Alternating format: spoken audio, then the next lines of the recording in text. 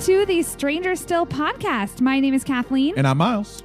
And thanks for joining us for our final Stranger Things Season 4 Rewatch episode for Chapter 9, Part 2. The PiggyBack. Thank you, everyone who has stuck with us. Spoilers ahead, but you know that. Yeah, well, I really hope that you know that. We're literally talking about the very final scenes of Episode 9. Please follow us on Twitter at StrangerStill22. Subscribe, rate, review us on Apple, Spotify, Anchor, wherever you get your podcasts. Let's start in the Red Soup Mind world, which is right where we left off in Part 1. In chapter, what was it? Was it chapter 4? Oh, it was Dear Billy. We were trying to figure out what to call that Vecna's lair thing, whatever. Well, Steve clears it up. He calls it a Red Soup Mind world as they break into the Creel house. Like, what? This house is important just because you saw it in Vecna's Red Soup Mind world? So I feel that the official title of it should be Vecna's Red Soup Mind world. It's a mouthful, but thank you, Steve. We needed something to call it. So to recap, Vecna has just defeated 11. This is where we decided to split it. Vecna has just defeated 11 in the snowball, and he's taken there to the Red Soup Mind world. Eddie and Dustin. Eddie is running away from the bats. Hopper's got the Demodog on his face. Lucas is being choked by Jason. Erica's being beat up by some random guy. Steve, Nancy, and Robin are being held on the wall of the Vecna house, being choked. Everybody is in trouble. So we're starting our part 2 while Vecna is carrying an unconscious Max and tying her to one of the walls in his mind soup world. Mm-hmm. And the Icarus vines constrict on her. Vines. I love that word, the Icarus. Yeah. Can you tell me exactly what that means? It's like you always say bracken water. It's just like, just like yucky stuff coming out of you. Yucky stuff. It's a technical term. Stuff. Yucky stuff. And so in this moment, he's going to do it. He's going to do it. He's about ready to kill Max in front of 11, but 11 tries to talk him down. So we have this speech from 11 that goes into this Vecna speech. Oh, it's so amazing. Yeah. So let's start with 11. She starts telling him, Papa is dead. I know what he did to you. You were different like me, and he hurt you. He made you into this. He is the monster, Henry, not you. And I mean, I truly don't think that she believes this, but I think it is a plea for him to stop all of this evil. Yeah. Well, she is fresh off of this realization too. But I agree. I don't know that she truly believes it. I think she's like, this is like the only thing I can say to stop this from happening right now. And he does slowly walk over to her and basically says, You're right. Papa hurt me, but he was just a mediocre man. He didn't cause this. He can't control us. He's not great like we are. He just wanted a taste of our greatness, and he didn't make me into this. You did. Oh, I love that part. Which he has said to her before in the form of Billy, saying, "We built all this for you." Yeah. In what is that? Chapter 6, season 3. So. Yeah. But yeah, he's going to monologue now. So he starts recounting what happened to him after 11 sent him to the Upside Down. It was a new world.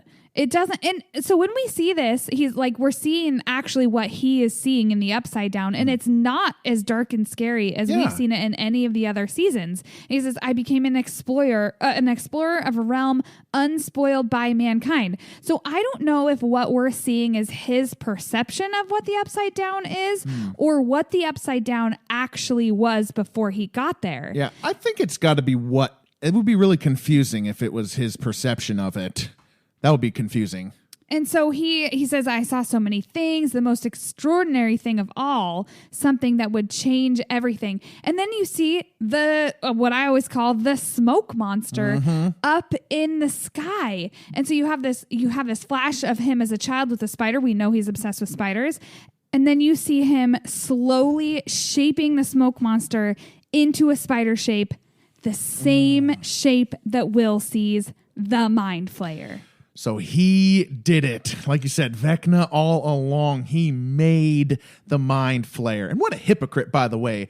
I came to a world unspoiled by mankind, so I decided to spoil it. Yeah. And he says, to reach my potential and become the predator I was meant to be. Now, this was the big answer, right? What is the Mind Flayer and Vecna's relationship? Vecna apparently got to the Upside Down after 11 sent him back through, traveled around, walked around, saw some Demogorgons, saw some cool stuff, and saw the most extraordinary thing of all, this smoke. And I mean, we talked about this this was kind of jarring. This was I didn't like this on first watch. I had a tough time because Vecna was told to us to be a 5-star general for the Mind Flayer by Dustin, right? Mm-hmm. And it's just jarring. For 4 seasons, we've been trained that the kids' explanations and their naming of things, like those are answers. So for him to be super wrong about something just kind of came out of nowhere. Their whole superpower is like their ability to understand this world. I had a tough time with it. I'm better with it now. Are you better with it now than the original? Yeah, I definitely am, because I trust the Duffer brothers implicitly. But when I was watching it, it wasn't interesting to me. It was like just a letdown. And I think it's because seasons 1 through 3, we're just following along the Duffer brothers story, and we're just excited with every new morsel they give us. But now that we've had this 3-year break in between, and then knowing that there was only going to be 2 more seasons, season 4 and then season 5, you begin to kind of build what your own expectation is as to how Stranger Things is going to end, or like your perception of what the Upside Down is. So to find out that he basically created the Upside Down into this negative space instead of this ancient evil, and that he is like everything that we've seen since season 1, it was just really disappointing, because maybe it won't actually end up being that totally. Maybe, like we've talked about, the Upside Down will be its own like separate entity, and we're going to see that separate from Vecna.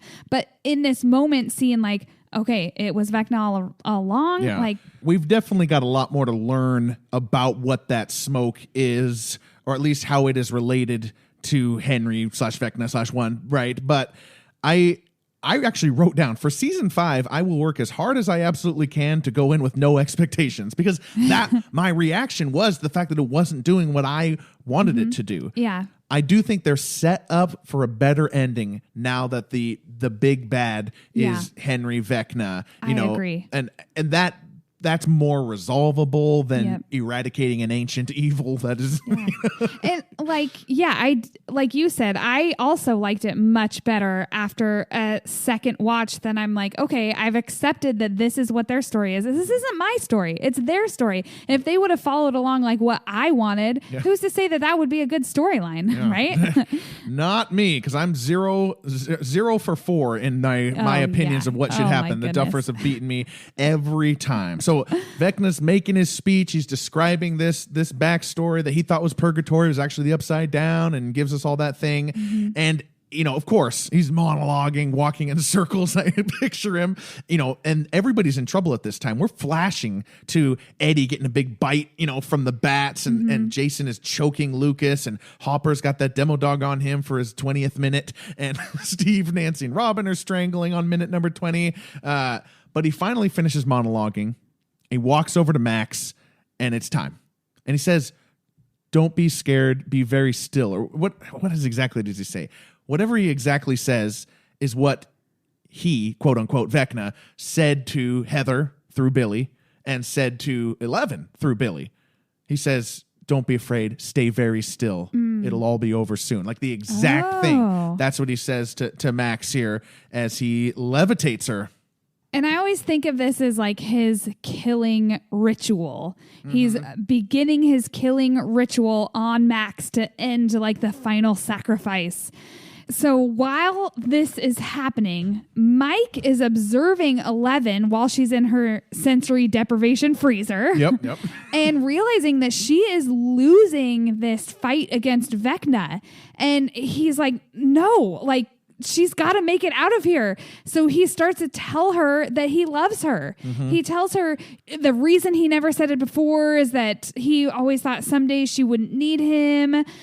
He tells her that basically from season 1, the first moment that he saw her, he knew that he loved her. I love you for exactly who you are. You're my superhero and I can't lose you. You can do anything. You just have to fight. And he just keeps telling her, you have to fight. Fight, 11. You have to fight. And she's hearing this while she's in Vecna's mind soup lair. Red mind soup world. Red soup mind world.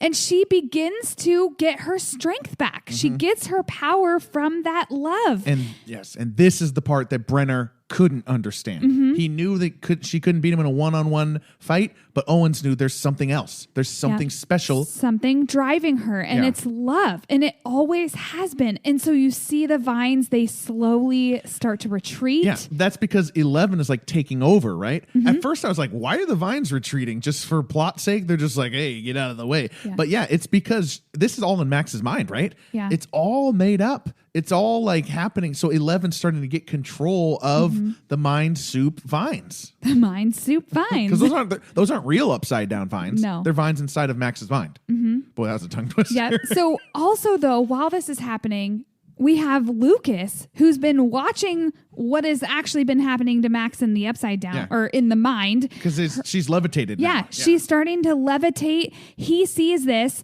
and he like realizes, oh my God, she's about to die. And he throws everything he has at Jason and he ends up beating him. He knocks him out and he turns around only to see Max's body start to snap and crack and her eyes start to bleed. Oh my gosh, what were you thinking in this moment? Because I was freaking out. I was thinking, we're not really doing this, right? So first arm goes. I was like, okay, there's some stakes. She's going to be in a cast for next season probably. First arm goes. We actually pan away. We see the bats and Eddie, and we see Hopper and the dog. But then it comes back to her. The other arm goes, the leg goes, and Lucas is screaming. And then I was like, no, we're doing this? Oh, God. Right? Her eyes start to bleed. And I'm like, oh, like this cannot be happening. We cannot lose Max. Out of all of the people, I really didn't think that it would be Max because she's been in peril so much, but she's come back from it. Oh, me too. Max through this season has moved up to like number 2 most important character in the series behind 11, I think. Yes. But I start to get a little hope because it goes from that scene, and I don't know that you were hopeful at all. I wasn't hopeful. Not after I saw the other legs snap. It goes to 11, and she completely overcomes Vecna's power over her. 11 drops to the ground, and she screams, and she reaches out her hand, and then it goes black. Exactly. The going black is so interesting to me because we don't really see what she does or how exactly it works. She just drops, it goes black. We're like, what's going on? We all have a moment to look at each other as the audience, and it comes back and it's slow motion Vecna flying back on his ass. And you're like, hell yeah. And a little bit of fear in his eyes too. Like that wasn't supposed to happen. No, he was not expecting that. He thinks that he's much more powerful than 11. Like Brenner, he's miscalculating for the extra oomph, the extra little boost that she's getting from Mike, the love. Which, is also supported by Will, by the way. We didn't mention, but Will is also like, tell her, you're the heart, Yeah. So there's kind of like a chain of love there. Those three. Yeah. And so, like, all of these things starts to happen. Max drops to the ground in the right side up. Limbs broken and eyes popped, but yeah. But she drops. But like, she's no longer under Vecna's power. Yes. And then we have Joyce, who comes to Hopper's rescue with the Demodog dog that's about to attack him. She's got the... I loved this. She got the taser. Yeah, that's what it is, the taser. Joyce comes, we talked about Hopper with the dog on his face is the Bob pose. She gets a chance to kind of like redeem that. Yeah, redeem that. Take an active part in saving that situation from happening again. Yeah. I thought that was really great. You know, again, life and death are not the only stakes that a television show can possibly have. Yeah. We talk about Hopper as a changed man because of his Russian experience. Well, Joyce didn't just like forget about the traumatizing experience she had watching Bob die. In this moment, that's what's fueling her to do this thing and to charge this demodog. The impact of past events on characters, those are stakes. Yes. And yes. Joyce doing that, I missed it on first watch that it was so mirrored. Even though they literally talk about Bob and flashback to Bob, I missed it. And on rewatch, it was so satisfying. See, I have to, if you have not seen this episode more than once, I highly encourage you to go back and rewatch it. You'll just love it that much more. Agreed. So they, that happens and Joyce and Hopper start running towards the like Demogorgon pit. Then Murray comes and saves the day with the flamethrower. He starts torching everything, seemingly killing them all, but we later find the Demogorgon still alive. And he's hurting the people in the upside, or the Hawkins upside down as well, because he's just torching like what, 8 different demodogs and a Demogorgon. Yeah. Yep. So it flashes back to 11 is now holding Vecna to one of his own pyres. And then he's like, you and your friends, you think you've won, but this is only the beginning to the end. You've already lost. And she's like, no, you have. Again, and then, Elite 11 comeback. Yeah. No, you have. And then we flash to Steve and Robin, and they are no longer being held up by the vines. The vines are all starting to retreat, and Steve goes, phase 4. Flambe. Flambe. I love that. And all the bats die around Eddie. Now, I do have to point out here something, which is Murray has one flamethrower and kills like everything in the Upside Down. I think this is going to be relevant for the beginning of season 5. Does the military have one flamethrower?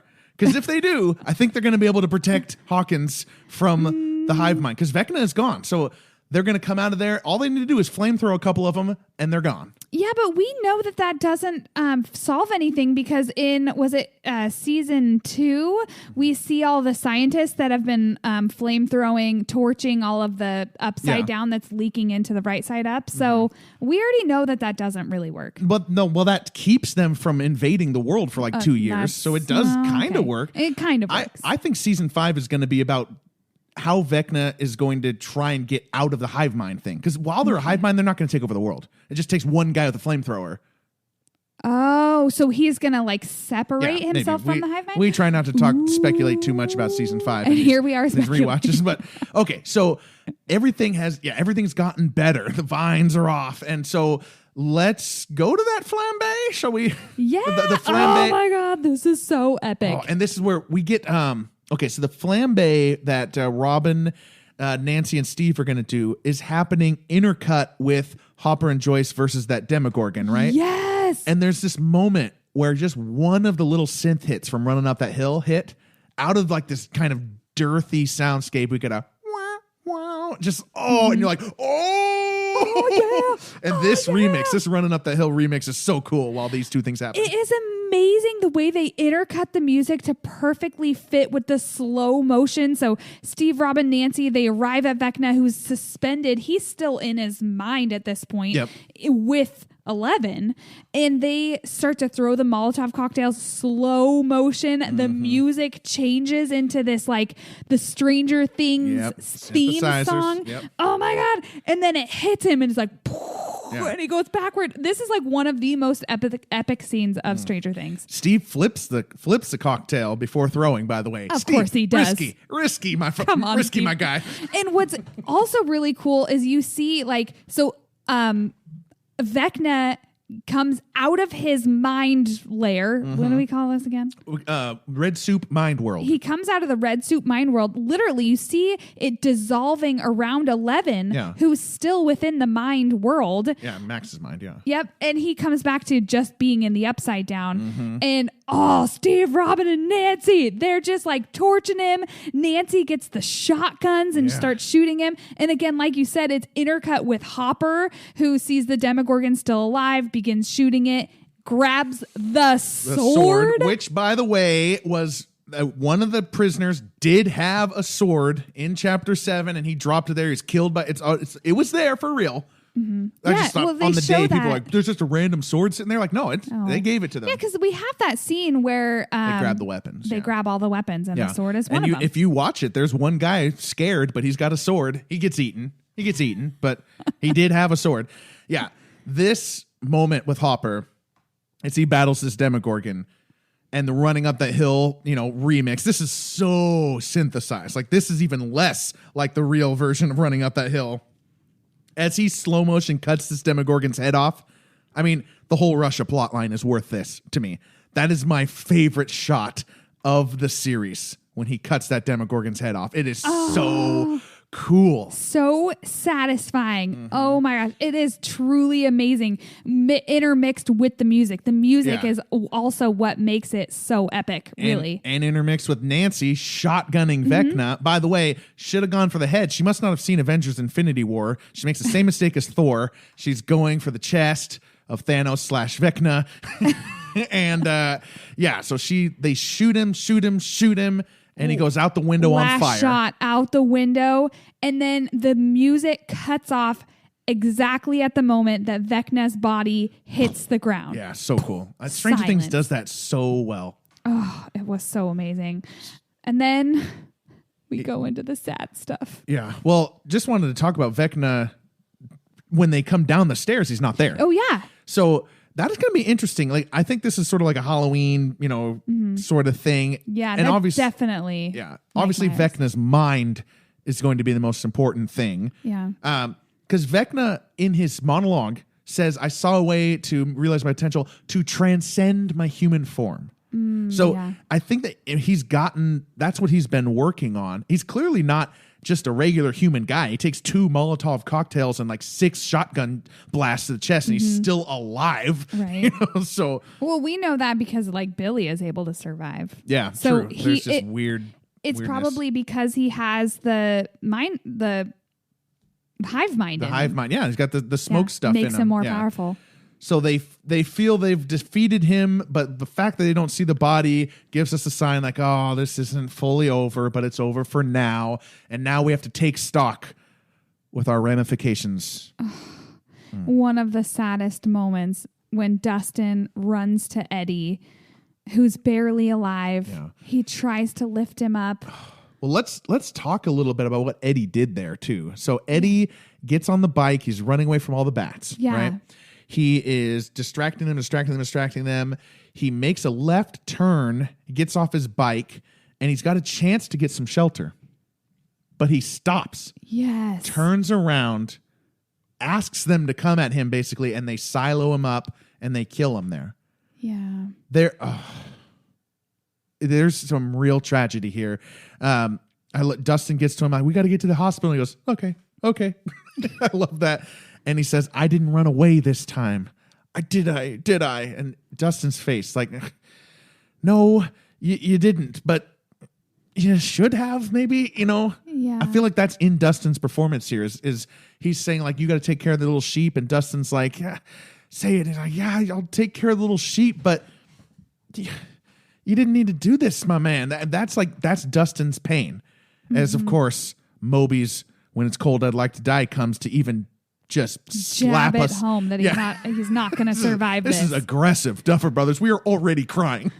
And the most amazing, what I love that they did with Eddie's character here is that he didn't deviate from what his character was like. He's not scared or sad in this moment. He is still the Eddie that we see in the speech he gives about Dungeons and Dragons. Yes. He is still very much him. He's joking with Dustin, who in this moment, this is the most emotion Dustin's character has shown in the entirety of Stranger Things. Yeah. Oh, I did not like watching Dustin cry. This was so tragic. And even though you kind of saw this coming. Eddie made a point to remind us, I ran because that's what I do now. He's outside of D&D, I am no hero. Not me. I turn heel and run. He literally says to Steve, do we look like heroes? Right. Just direct references to the fact that he's not a hero. He's clearly this is on his mind, Eddie's mind. And my theory really is that Eddie dies when Chrissy dies. Yeah, you've talked about that a few times before. He is going to make this sacrificial moment to prove it to himself that he can do it, because that was traumatizing to him, that he ran away from Chrissy, who he was starting to get to know. She was so pure, and so they had such a connection, and he left her in that park, and he could not forgive himself. But he didn't have to die. He was heroic without facing down the bats at the end. It hurts so much in world. I see people say, "Oh, they had to write him off," or something. Take your mind out of writing a script, and in world understand this tragedy. Mm-hmm. Yeah, that the shock and grief and trauma of watching Chrissy be snapped, and he runs away and he leaves her there. It just leaves this need to prove to himself that he's not a coward, and he decides the only way that can be solved is to sacrifice himself. It's just even more sad when he goes into I think I'm actually going to graduate. I think it's finally my year. And then he ends right before he dies. I love you, man. And Dustin, I love you too. And this isn't even the only sad moment. This is going to stick. This was so horribly sad. And then we go right from Dustin and Eddie watching Eddie die to Lucas, who's holding Max. We need a doctor. Erica, somebody help. And Max is screaming and she's crying and she says, I can't feel anything. I can't see anything. Oh my, the worst part though, it's going to make me tear up. Yeah. And we've gone over this scene already in other podcasts, but when she says, Lucas, I'm scared. I'm so scared. I don't want to die. I don't want to die. Oh my gosh. That just the realization we've gone through all of season 4 where she's basically given up on life. She feels like she needs to die and go away for how she felt about Billy. And in this moment, I don't want to die. I'm not ready to die. Yeah. And then seeing us lose her, Lucas watching Max die in his arm, screaming out for help. God, stay with me, Max. Erica, help. I love desperation. That. God, I don't love it. I love it as drama. I don't love that she's dying, but it is so powerful that she said 15 minutes ago, I just want you to take me away to make me disappear. She says that to Vecna, and here she's saying, I don't want to die. It's not my time. I don't want to die. That's just crushingly tragic. If she were to really die here, which she doesn't, obviously. Yeah. But if she were to truly that was the end of Max's character, that is horrifying. Horrifying. And I love Lucas. Lucas's acting. Caleb McLaughlin really is able to ascend.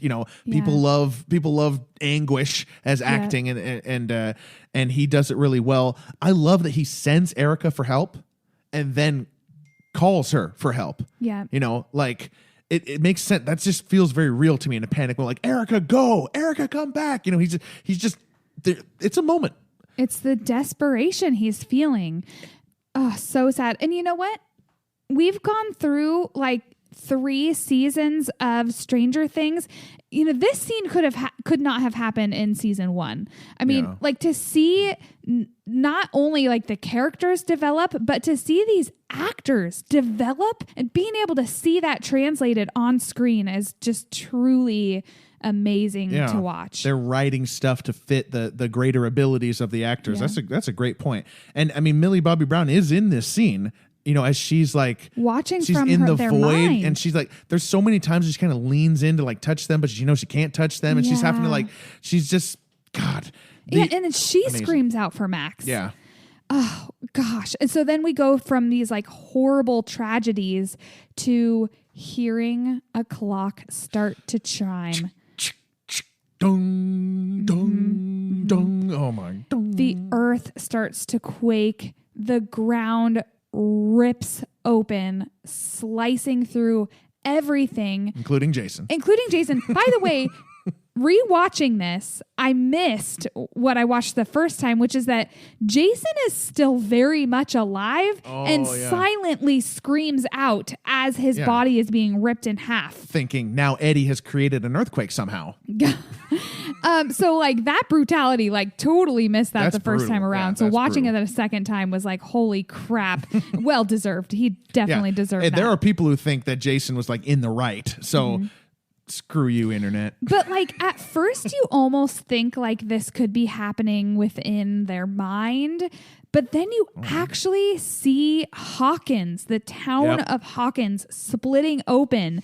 And when we come back to it later, when we go to 2 days later, when we see all the cars coming out, like you realize it wasn't just a bad dream. Mm-hmm. What has been like kept to basically this group of people is now the whole town knows like how horrible things have happened. Exactly. What's been bubbling under the surface and has led to this like satanic panic, is finally truly out in the open. Yeah.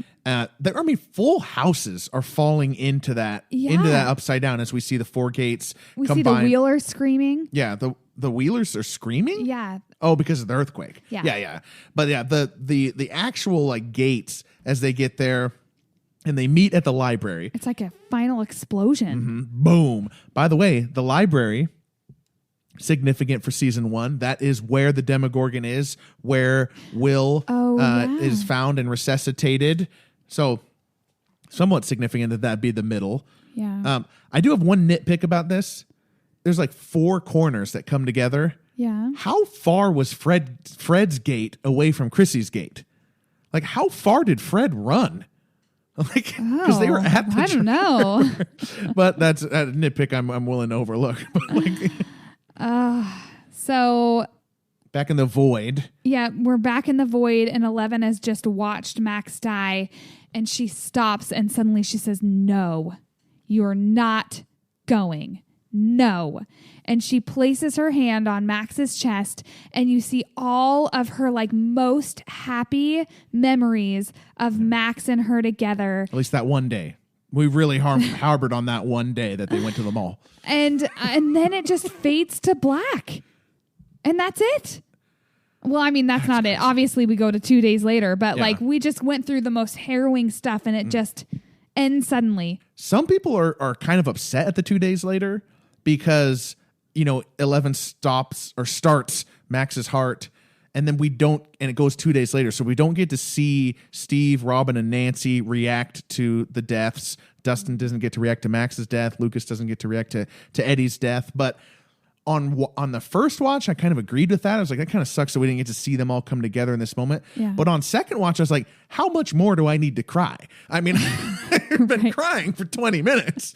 What tears are even left at this point? I have like an opposite argument on that. Okay. I feel like they could have chosen this moment to do like a whole Avengers where we didn't have to jump to 2 days later. We could have jumped to like a year later, 2 years later, and gone back and like learned what happened after that aftermath. I really like the Avengers 5 years later. Let the actors teach us what's the backstory been instead of showing it to us. Yeah. But again, I'm putting all of my trust in the Duffer brothers. Yeah. Like they know the story that needs to be told. Try not to have any expectation, folks. Trust it from a Star Wars fan. Just try to go in blind as much as you can. You'll get the most enjoyment that way. Yeah. So before we get to the 2 days later and sort of breaking that down, and then to our music moment, final moment, and then to our season 4 awards, I just wanted to talk a bit about Vecna. Mm-hmm. As just in general as a villain that was introduced in this season, and he will definitely be back in season 5. It's explicitly said later that he's not dead and that he is hurting, but he's gathering up strength or something. That part's not said, but Vecna is our big bad, and season 4 did a lot of things. Got our characters, depth to characters, gave us the stakes, gave us the 11 backstory, but most importantly, this is a villain that I think is a huge win. Is like a complete success. Stranger Things has pivoted yet again to another big success with Vecna. Yeah. Because having an identifiable villain is like core to these kind of stories. Star Wars has Vader. Harry Potter has Voldemort. Avengers had Thanos. You need somebody kind of like the quote unquote villain with a point. The villain at least has some sort of humanity to it that gives it that extra depth and that extra possibility of what this confrontation could be. I would have to agree with you there. And I mean, we've jumped on some other podcasts too, where we talk a lot about that, how satisfying it is to have like one true villain that we can direct like all of our anger towards, like something we know that's tangible. Yeah, because while we loved the ancient idea of the Mind Flayer and the Upside Down, at a certain point, as you get to the end, it's like it's an impossible task to finish the story that way. Because, you said, how does Henry get his powers? How does the Upside Down get its powers and stuff like that? Like, you just keep going backwards and backwards. How did Henry get his powers? How did they know how to give him powers? If they give some answer, how did they know that? You get keep going backwards and backwards and bigger until you're expecting a TV show to give you the answer to the meaning of life. Right. See, that's what Lost got to. We don't need to get it all. Lost went back and back and back so far that essentially it had to answer the meaning of life. Like it's a difficult thing. It's okay. There's some powers, there's some evil, and now here's how it affects our core characters. Yeah. All right. 2 days later, we're hearing the newscast. So we see the California group arriving in Hawkins, only to watch cars flooding out of Hawkins. So like this that. is where this really happened. They are done. Yep. The whole town of Hawkins knows that something horrible has happened now. And they don't just think it's earthquake. So there's, Hawkins is smoking, it's surrounded by helicopters. There's a news station that's broadcasting this emergency that's happened. Yeah. And they're not like fully, you're right. There's not fully like, they say it's an earthquake, but they also say it's opened up a world between worlds, believed to be connected to the Munson murders. The ritualistic murders that have been linked to a local satanic group, Hellfire. Yeah. Eddie Munson, prime suspect, has been missing since the earthquake.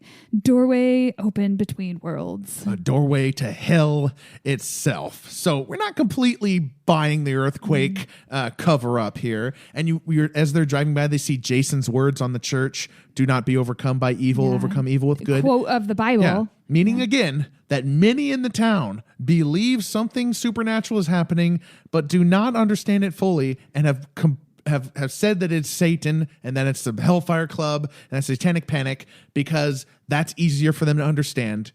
Yep. And everybody in the town is believing this, except for one person. Ted Wheeler.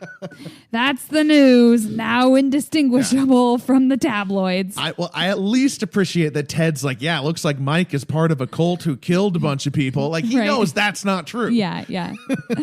So the Cali gang arrives at the Wheeler house. The Hawkins group also arrives at the Wheeler house, and we finally have all of our core kids together, reunited finally. The reunion that everybody wanted. And nobody really knows that the other group really knows what happened. Yeah, just like season 3. This happens in season 3 too. They come together at the food court, and they don't, the one group doesn't know about the meat flayer, the other group doesn't know about the Russian base. Just a little bit later this time. Yeah, Nancy and Jonathan reunite, and they're like obviously happy and relieved. They still love each other, even though I think Nancy, their ways are splitting. Even that interaction was too much. Boring. Oh, God. I just don't care about Jonathan and Nancy. And then 11 gets out and she asks where Lucas is. She expects Lucas to be there. And Dustin, he's at the hospital. Oh, you don't know. That was confusing. So 11's like naivete, basically, that she believes she saved Max's life to the point that she didn't even question it. Yeah, you were really frustrated, and I wasn't throwing things to the TV. I was It was just very hard for you to reconcile. Like, what is happening here? Yeah. Why would she not know? She was in their mind, but I think that it's 11 thinks that she saved Max, but then obviously like catastrophe struck. So in some way, their connection was closed. But 11. Even if you did restart Max's heart, she still broke all of her bones. And it's 2 days later. She's going to be in the hospital. Yeah. But she's young and doesn't know a lot of things. She grew up in a lab, so. Yes, exactly. So yeah, I mean, it fits. It fits. So they go to the hospital. Lucas is reading to Max the Talisman. Now, I'm sure that there's some sort of connection. Oh yeah, for sure. Talisman is a book by Stephen King. It's about the need to acquire that to bring his mother back to life. So it's definitely, I mean, it's got a lot of, it's got a lot of interdimensional stuff, which is very interesting. It's not going to be a 1-to-1 though, as it never is with the Duffer Brothers, as they throw that in, but clearly some sort of quest to save Max's life is going to happen. Yeah. Max is not dead. No. People saying like, oh, she might still die. Like, no, if she was going to die, she would have died. Mm-hmm. And Lucas is explaining that to them. Well, he says her heart stopped for over a minute. She died clinically, but then she came back. The doctors don't know how. They said it's a miracle. Well, 11 was the miracle, but it's not perfect. Yeah. She's not there. 11 looks for her and can't find her. Yeah. Because 11 doesn't have healing powers. She just started her heart and hoped for the best. And Mike and Will give each other a look when Lucas says that. Like clearly they understand that 11 was that miracle, and that's why 11 hasn't wanted to talk about it, because she has not talked to them about it clearly. Yeah. Because they also didn't know that Max had snapped the bones. Oh gosh, you had to say it that way. I have to. So Steve, Robin, and Dustin, this group, they're all at the hospital, but Steve, Robin, and Dustin go to the high school with relief supplies because like the whole town is in a state of emergency. Yep. So they're, bringing like blankets and stuff and clothing, and there's missing posters everywhere of like members of Hawkins that have been missing. They're quickly put to work when they ask if there's help that's needed. And then we have the Robin Vicky moment. I didn't really care about this that much. I thought it was really sweet. I mean, Vicky comes out and basically reveals herself to be exactly like Robin. Sometimes my mouth is moving faster than my brain. I can't seem to stop no matter what. Do you know what I mean? And Robin's like, oh yeah, I am exactly like that. So we must be a match made in heaven. No, it wasn't that. It was to illustrate that the reason she was that way is because she has feelings for Robin. That's why they had her acting that way, is to show that like she's just as flustered because there are feelings there, and that Steve was right all along. That is what's being portrayed.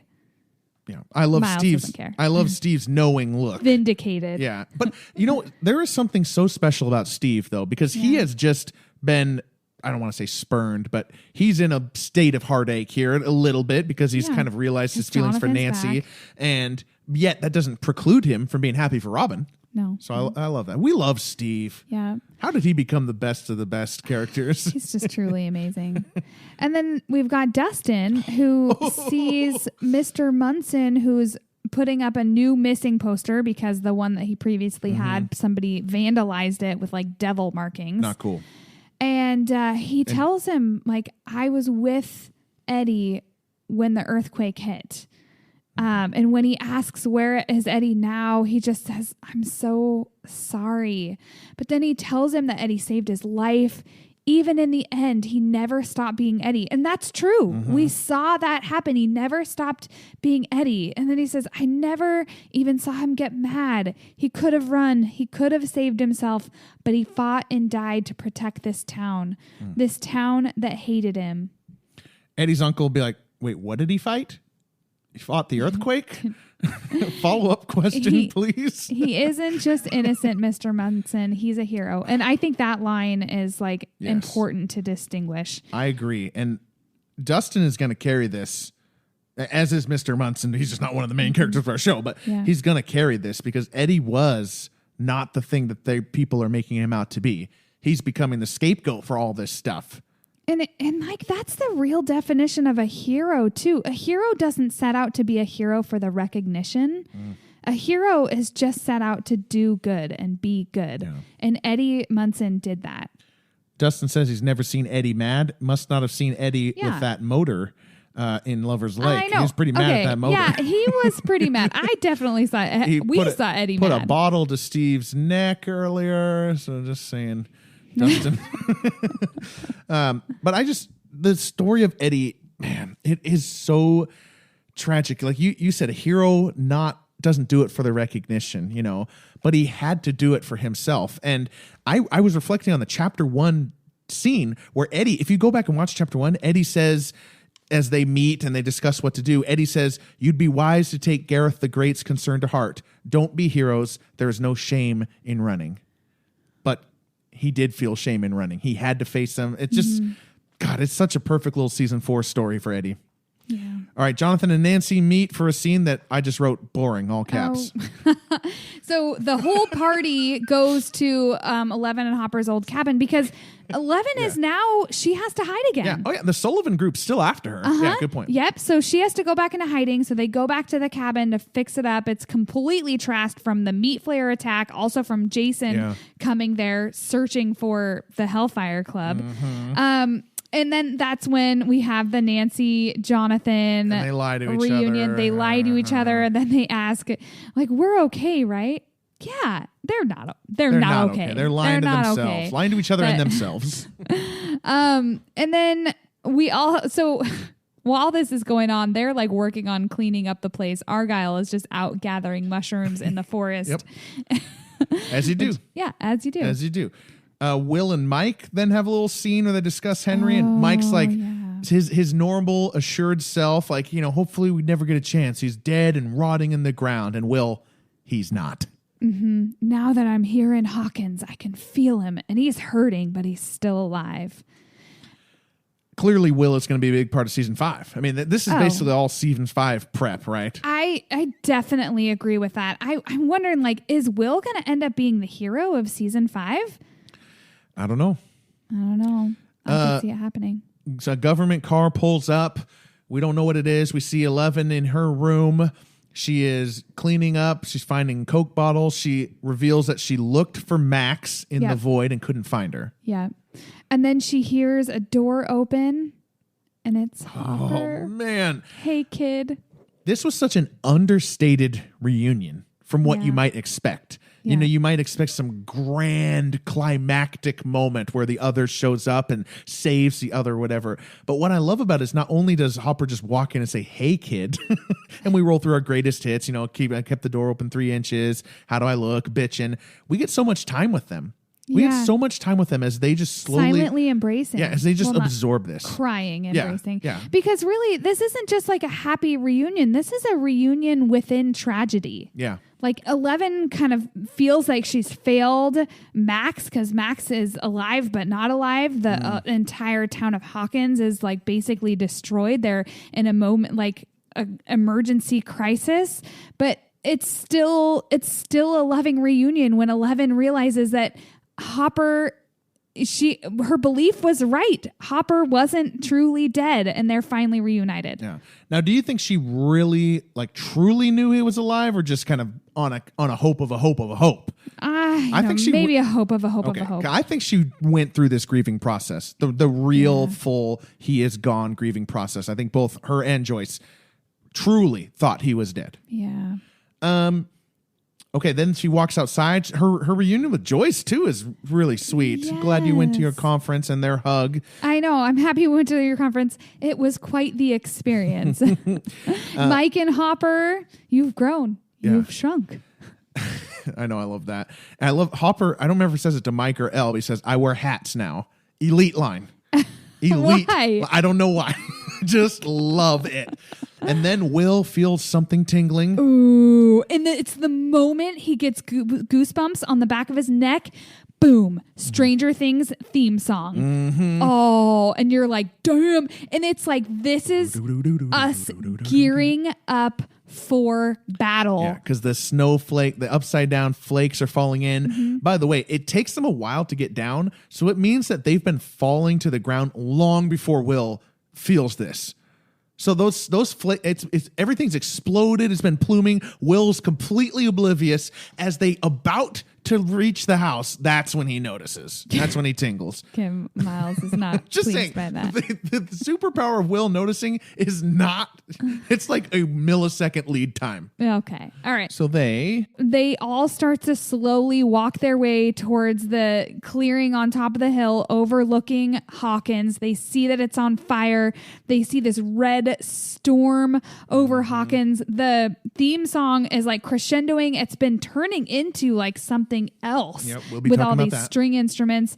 And then it ends with her like looking over the town fierce, like ready to go into battle. I loved that. Ready for season 5. I thought that was a great final scene. It looked cool too. For a show that was advertised as a small 1980s missing persons story starring Winona Ryder, it sure has made the full pivot to apocalyptic epic pretty seamlessly. Yeah. It was really cool. And of course, this is the beginning of Nancy's vision as well that she described. Yeah. Now, I think, I don't remember if I said that in part 1 or part 2 here, but I am really not worried about their ability to defend themselves against the creatures that are going to come out of there. They just need one flamethrower. So, just saying. All right. We're going to get to feeler moment, music moment, and final question, and then our awards. Yeah, we've gotten through the meat of the episode finally. Let's go on to my feeler moment, I suppose. All right. God, okay.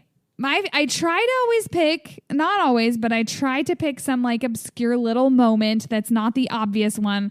But I couldn't help but choose Eddie's death. I mean, that truly is like one of the, and there's another feeler moment, which we'll touch on later that I'm not even going to go into yet. But Eddie's death, choosing to have Eddie's character stay true to himself, not cry, not be scared in that ending moment. Such a contrast to his fear throughout the whole season. And then we've already talked about Dustin, having this be the most emotion he's shown throughout Stranger Things. That's just like another contrast because we've never seen Dustin so emotional before, and to see him completely break down, it's just so much more impactful. And I think this death is maybe more emotional than any of the other ones because Eddie was a character that to us could have stayed the way Robin stayed. Yeah. God, with Bob though, you know what? I think it's Eddie versus impossible Bob. It's impossible to say that Eddie's was like truly more sad than Bob's, but with Bob's character, you knew that you knew that Joyce and Hopper had to end up together at some point. And so Bob needed to not be in the picture for that. So it made sense for his character to die, even though it was so sad. I think Bob's character dying was maybe more sad than this, but it was so different that I think Eddie's death stands on its own as just this horrible, heart-wrenching moment. Music moment. Our boy Rob Simonson is at it again. Simonson. This guy again after doing the Running Up the Hill orchestral supplements in Dear Billy, doing 11's theme last episode, one of which I called all those strings and stuff that he added, the John Williams nostalgia into 11's theme. I called that the greatest moment ever, music moment in Stranger Things history. But more people probably are taken away by his rearrangement, his remix of the main theme to end this chapter, to end chapter 9, Piggyback, as 11 and Mike and Will and Joyce and Hopper and Jonathan and Nancy look out on Hawkins cracking open. I thought that was so awesome. So let's listen to the theme here. We get every little piece of the actual theme. And the first thing that strikes us is, first of all, that the theme is being used at all. For something besides the opening credits. Right. It's one of the sweetest pieces of synth music really ever created, in my opinion. So just having it be in the show is a sit-up moment after binging Stranger Things 4 for 13 hours. This is when Will is noticing, there might be something falling down. The upside down is coming out of the crack. So the strings that Simonson adds here are basically on top and in between the Stranger Things theme. Basically, Stranger Things theme is a backbone. So it adds a sort of like haunting melody.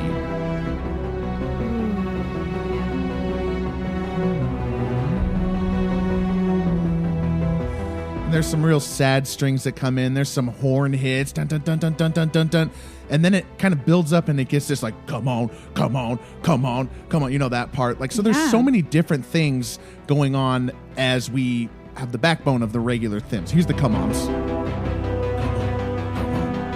That's what I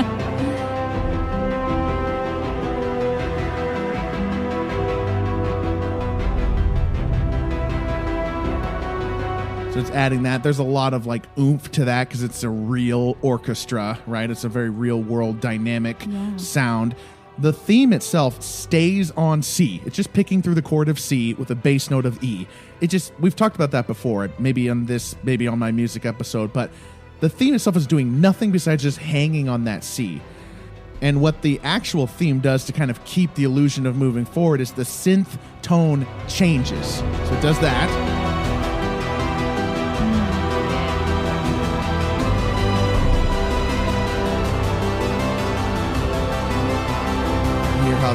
Hear how that kind of changes. That it does that in the real theme. And we're about 2.5 minutes into this as they've slowly kind of walked the hill. They're looking at the flowers dying and everything like that. And it finally changes. This is the one thing that Simonson does that it like blows everybody's mind. It changes, modulates from the C chord to another chord, a key change.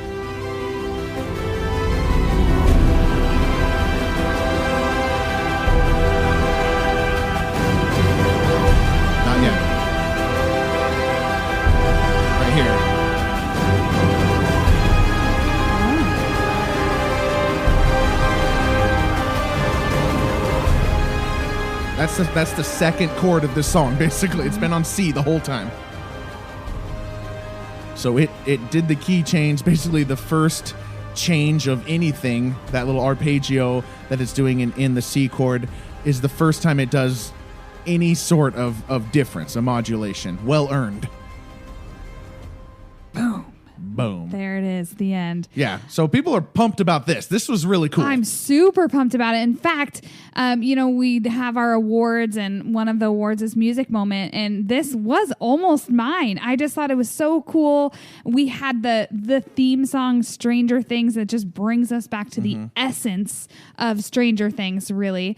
The theme that got us all hooked, basically. And then when you talked about going into the string instruments, that's funny because I was really thinking, gosh, this reminds me so much about 11's song in Papa that we were talking about. Yeah. Very reminiscent of that. And to hear that it was the same guy, like I'm not at all surprised. Yeah. And the strings I talked so much about Papa's theme or 11's theme in Papa about when it finally picked up the main melody, but it does do that. I just didn't have time to bring it up here, but it does get the no no no no no no no no no no no. Like some of the strings are doing that in this. So really, really unexpected and a hell of a way to end season 4. Amazing. I love it. Just to build us up for the final fight. So the final season. Sounds like it is not your music award though. It was not my music award. Okay. Well, let's get to the awards and then we'll do our final question at the end.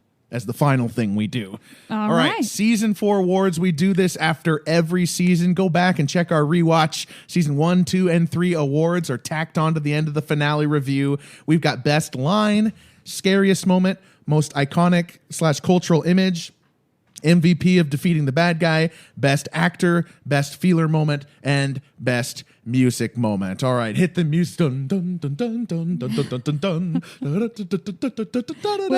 With all of our magical power to add like a theme song for this, I love that we're just singing it. Yeah, no, that was added in. No, I was kidding. Okay. Well, let's do Best Line, and this can be a comedic line or just a cool line. Oh, yeah. So I'm going first then. You go first. Okay. Well, mine's a long one, and I went on the comedic side. There were so many excellent lines, especially from Argyle. I was really thinking of going along the line of Argyle, but I had to go with my man Murray, and it's the one where he's in the airplane with Joyce, and he's saying, I'm not exactly an expert in parenting, but for what little it's worth, I think you did the right thing, the responsible thing. Your children, bless their little mischievous souls, they like to get involved. This way, what? They play too much Nintendo, eat too much junk food, smoke some ganja, pound some beers, experiment sexually. I mean, really, what's the worst that can happen? It's just an amazing line. So funny. Like, and Stranger Things is just the best thing that they do is adding that comedic relief when we're like going through something horrible. I also went a comedic route. It's classic you went Murray because you've been loving Murray this season. My line of the year is Lucas's speech to Erica after Erica says he knows what's under her bed, is under his bed, and Lucas just spills the beans. If you tell anyone, and I mean mom or dad or Tina, and then he just lets his face fill with this just hatred of this his clearly annoying little sister's friend, especially Tina. Yes. Oh, I just loved it. Oh, that's a good one. This was so hard. I almost had a bunch of Argyle ones that I almost did as well. Risotto is schmacking, dude. Schmacking. We need to the speech he gives to the Argyle 2.0. We need to use your. I'm not here for your tasty pies, man. We need to use this tub to enhance our telekinetic friend's powers. That one. Or when Jonathan's asking for the olive oil and that's wine, man. Yeah, and the blips and all that stuff. Also, I was close for Susie. Like, no. Can you print this? No. My skills end at IP geolocation. Oh, and Dustin, little swim? Little nut swim? Oh, that was a good one, too. Oh, gosh, they had such amazing lines. Gosh. Oh, I piggybacked from a pizza dough freezer. Yeah, just so many good lines. But I'm glad we got some.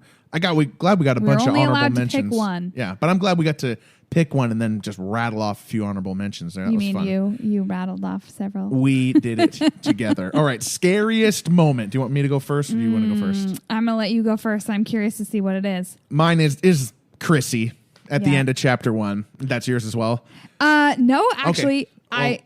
You elaborate. Okay, so Chrissy, this category felt like it was wrapped up because this Chrissy's bone snapping at the end of chapter 1 was the announcement that yes, this is going to be brutal. People, her bones snapping, her eyes being sloughed in, and it's just vicious and also mysterious. Like, how is this happening to her? We had absolutely no clue at that time. So yeah, that's my awarded. So that's definitely the obvious choice, and I certainly almost chose it. But I had to go with a similar type of scene, but this time it was Max's death, Max's brush with death when she is in the air and her bones are snapping because with Chrissy, we're seeing her body being snapped piece by piece. But the difference is that Max, we're so invested with her as a character. Yeah. So that was what was so scary to me, that we might lose Max and we're also watching her body snapping. That's really good. My nominees, when I wrote down what are possible scariest moments to pick for this category, I have Chrissy snaps, Fred snaps, Patrick snaps, Mrs. Creel snaps, Max snaps. So any of the snappings. Ooh, the Mrs. Creel one was really creepy. Mm-hmm. Patrick's was also super creepy. It was very much faster. Yeah. And more from the outside because we were watching it without the mind stuff. We didn't get to see that. Yeah. Patrick's was scary as well. This season was kind of scary. All the 11 stuff back in 1979. I mentioned the creepiness of the little kids and their sort of interactions with Brenner. Mangled bodies too. Yeah. Oh, the massacre. Yeah, exactly. Yeah. And just their life. One saltwater taffy is there. Me. Making me shudder. Super creepy. All right. Most iconic cultural image. Well, going for another obvious choice, though, but I think this is truly what it is. It's going to be the Dear Billy episode, running up that hill, playing as Max is running away from Vecna, that climax right there. Because I really think, even though we're now in season 4 of Stranger Things, we've had 3 seasons prior, that this is what people are going to think about 10 years down the road, 20 years down the road. They are going to remember this song anytime this song comes on the radio, any reference to it. It's going to remind them of Stranger Things. Yeah, and the image of Sadie Sink, of Max running towards the camera with the red in the background, the red soup mind world. Yep. This is also mine. I awarded it that one as well. Just the fear and urgency that she has, just the performance that she put in. That's so amazing. Sadie Sink's performance is part of why this resonates and why it goes so well. Max is that character who's grief and angst have melted away, and she's just running for her life in that moment. And masterfully, the music is masterfully done in this. Yeah, the music is good, but this category is about image. So yes, it's that culture. It's that it's her running there. I feel like you have to tie in the song though, running up that hill, because you're gonna hear that song and you were gonna have this image. If there's one thumbnail picture of season 4, it's that. Yeah. It's Max running towards the screen. The other things I had were like maybe the twirl where they're riding their bikes in the right side up, and then it twirls down to them riding their bikes in the upside down, the teens. I mean, it makes for a really cool poster, honestly, a great image, but nothing can compare. Yeah. What about Will crying out the window?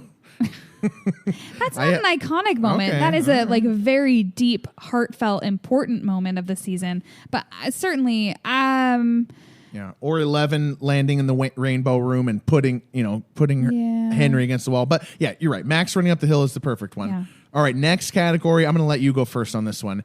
MVP of defeating the bad guy, though in this case, really defeating the physical form of Vecna. This is our first season where we don't really have a clear triumphant victory. But I don't know. I mean, I think 11 is always the answer here. Yep. But besides 11, I think it's Max, really. Ooh. She is willing to sacrifice herself to defeat Vecna, knowing that she may not come out of this alive, but she does it to save the others. So in my eyes, she's the hero. She literally basically almost gave up her life because she's not there. Her body's alive, but her mind isn't there currently. True. I roared to Nancy. She was my second choice. Like Joyce in season 2, nobody knows really anything if not for Nancy. She's the one who makes the Creel connections.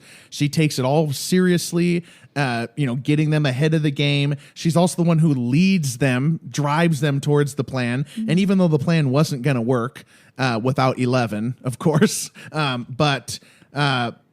she sets up the phases. Yeah, does all that.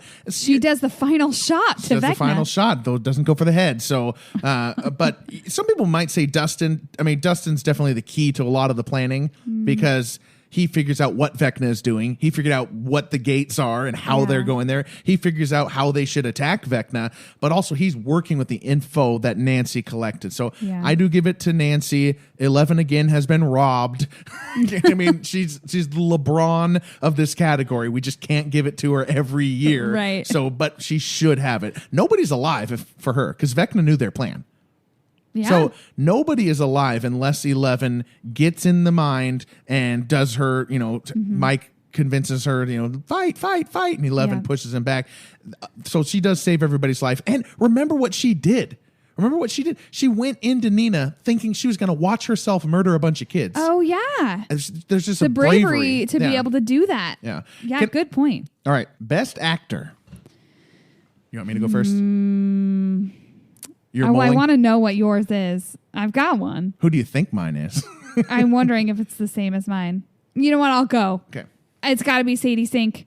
Her performance throughout this season has been truly amazing. The way she's able to portray all of the subtle feelings as well as the deep, heavy emotions that she feels, like the guilt and grief that she feels in the Dear Billy episode when we see her running up that hill, running away from Vecna. That moment, the fear in the moment when she's dying and she says, "I don't want to die. I'm not ready to die." Oh my gosh, it's just so crazy moving. It's got to be Sadie Sink for me. I'm so disappointed that she wasn't nominated for an Emmy. I can't believe it even.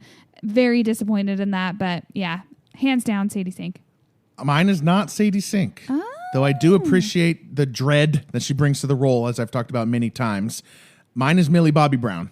and I think this is my third time in a row, or maybe fourth time in a row, awarding her. But I'm just surprised to see that it is not the common consensus out there that Millie Bobby Brown is turning in one of the greatest performances in a series of all time.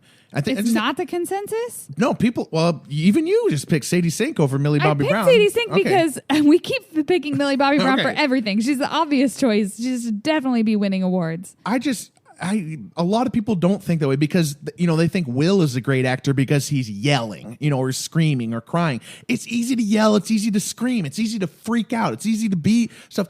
Millie Bobby Brown is playing a depth of sadness and a goodness at the same time, and humor and strength to this extremely difficult role. Yeah. She's a lab girl with superpowers in a show that has nobody else like that.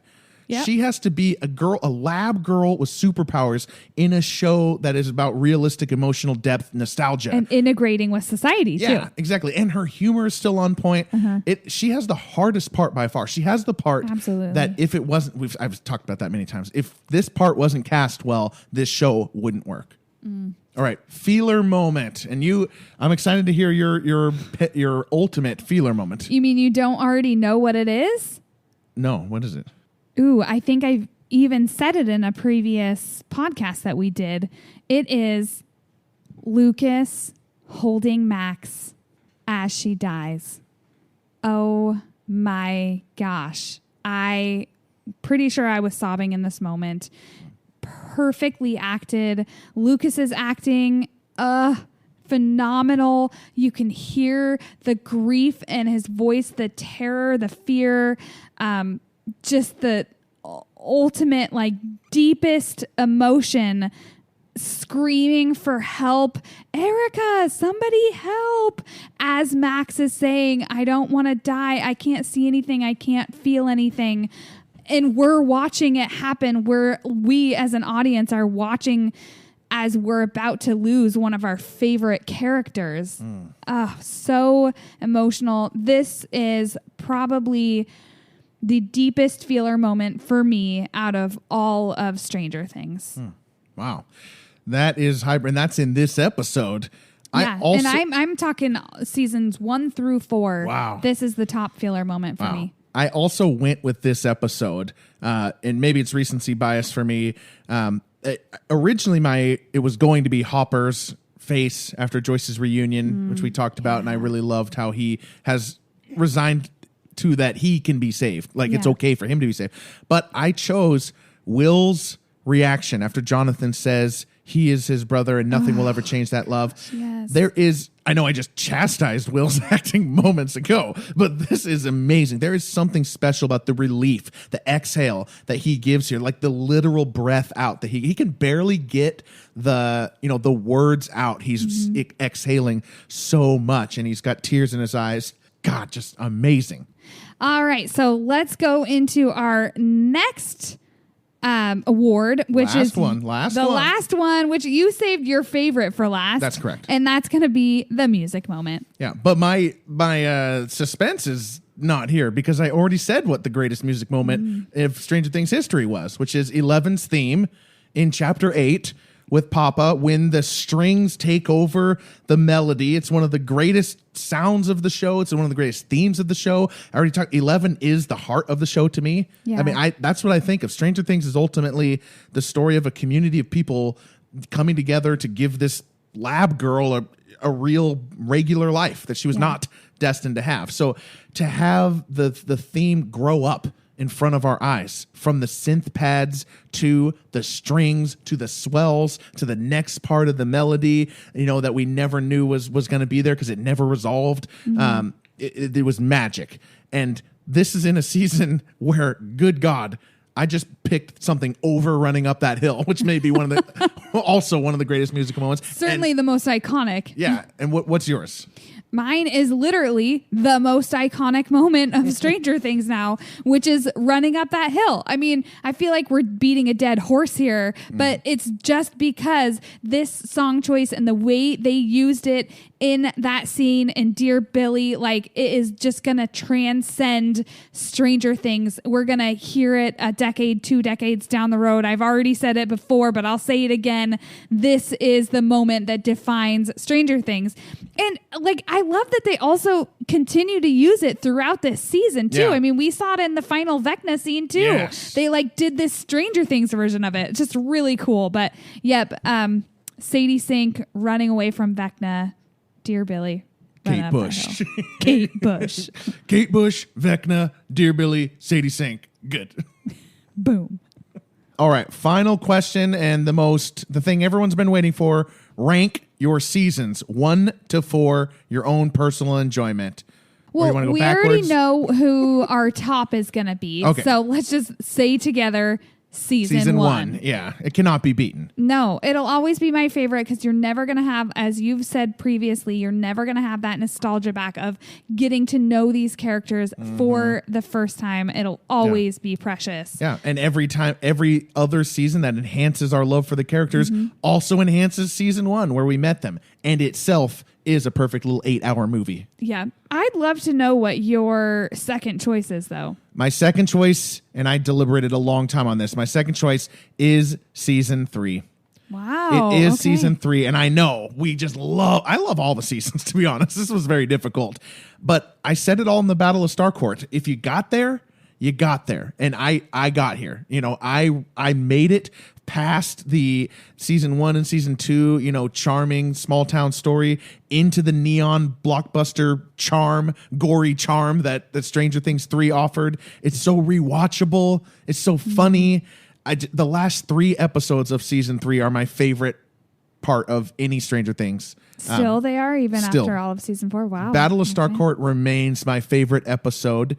Dear Billy, maybe get in there. God, I really liked. There's so many good episodes, but yeah. What's your number 2? My number 2 is season 4. Okay. I just thought it was like, okay, it's such a contrast to seasons 1 through 3. We are like finally seeing our characters grown up. I mean, they're literally grown up. They're all older than their actual characters are in the show. But it like things are darker, they're much more adult, and they're much more like harrowing, maybe more how we would be able to relate to, like if we were put in that situation. Maybe, I don't know. I can't take any credit for how well I'd do in this situation, but I don't know. I love that it's more serious, that they're like deeper emotions, deeper issues, and deeper like wants and needs. Yeah, I think season 4, well, that's my number 3. So I have season 4 ranked 3rd. I am grateful for everything that season 4 set up.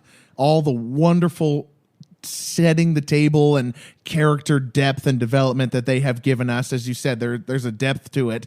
And this is not an insult on any of the seasons. I love all the seasons. I love season 4. In fact, season 4 probably has like 4 or 5 of the best Stranger Things moments. You know, I mean, we just talked about a bunch of them, but ultimately it is all set up. It is all fancy setup. And, you know, it doesn't really end. It has probably my least favorite finale and that's not a diss either, right? Season 1, 2, and 3 finales are definitely 3 of my top 5 episodes, but it does have my probably least favorite finale. Wow. So Bob Newby was your final choice then? Well, and yours too. No, he's that's my 3rd choice. Okay. And it's like, again, like you said, it's so hard to rank these because they're all amazing. So we're choosing like the best of the best, and we have to rank one better than the other. Like, it's really hard to do, but I could not put Bob Newby in final place. Like the moment, his death, I mean, his character throughout that season, so amazing. I really loved this episode, seeing 11 get stronger and she closes the gate, like such a awesome part. And so for me, it was 3. I don't know. It was just like, I guess more teen or tween for me. I don't know what it was. I absolutely loved season 3, but definitely since I had to rank them, I did rank it last. Yeah. I had season 2 last. I I do. I love Bob. I love all of season 2.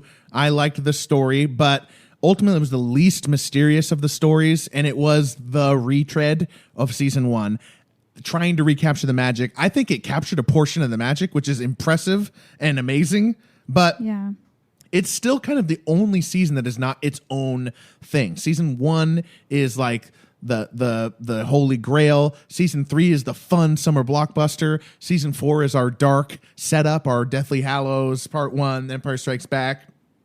So, it's the one that doesn't have the biggest identity, but I still love it. All right, that is it. Well, we are done. We'll be back sometime, somewhere, some way. We are taking a break, rest assured that we will be back. I think we're maybe going to do some preview stuff before the release of season 5. So you'll definitely hear us back in the podcast mode before season 5 comes out. Of course. Well, thank you, Kathleen, for doing this with me. I appreciate you. You did a good job. If you're into football, check me out on the Muckleteel Football Show at MUK_football. That's what I'll be doing for the fall. Kathleen, you have anything to plug? Nope. He'll be doing all of the sports stuff. So if you have a varied love for things as Miles does, join him for the football stuff. If you just like listening to me talk and you don't care what it's about, join me there. Yeah. All good right. stuff. Thank you, everybody, for listening. We really appreciate your reviews, your posts, your comments, your friendships. So thank you, and good night. Yeah.